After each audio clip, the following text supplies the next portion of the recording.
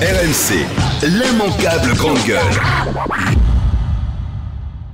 Le problème, c'est que quand on ramasse une grenade et qu'on la relance et qu'elle explose en fait dans sa main, ça aussi c'est une enquête IGPN. Enfin, faut comprendre aussi le contexte de certaines affaires. C'est-à-dire qu'à partir du moment où les gens se sont sentis mutilés, ils ont estimé que c'était de la responsabilité des policiers. Mais je suis désolée, quand on ramasse une grenade, on a une responsabilité. Mais Rose, quand on perd un œil sur un tir de LBD. Alors, je suis d'accord, sauf que quand on ne respecte pas les sommations, on s'attend à quoi en fait au bout de trois sommations? Moi, j'ai le sentiment qu'on a légitimé un petit peu les gilets jaunes à vouloir faire ce qu'ils voulaient quand ils étaient dans la rue.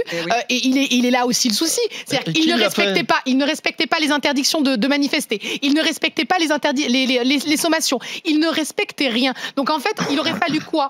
Que les policiers restent bien sagement. C'est quoi le maintien de l'ordre si à un moment donné, c'est ne pas de faire l'usage de la force? Dit Rose, ils ont été encouragés dès le début par les politiques, avant tout. Hein. Je rappelle quand même qu'il y a beaucoup de politiques et beaucoup de...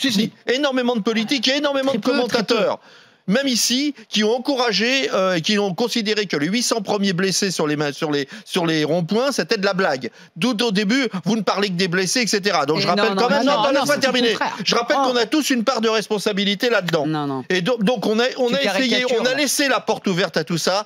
Le midi a commencé par le gouvernement et a commencé par les intervenants. C'est pas de la faute des policiers pour le coup, mais c'est de la faute de l'organisation de répression qui a été complètement à l'ouest par rapport à ce qui s'est passé. Ça a permis la montée de la violence. Et aujourd'hui, contrairement à ce que tu dis, je te signale que dans les gens qui ont été déboutés, donc qui avaient porté plainte et qui ont été déboutés, qui sont la grande majorité, il y a effectivement les cas que tu cites, c'est-à-dire les cas où le type est responsable de son propre mutilation. La violence, elle a surtout été engendrée par la complaisance aussi de la politique et des médias qui ont un peu encensé les gilets jaunes et ça a donné aussi ce résultat. L'immanquable grande gueule.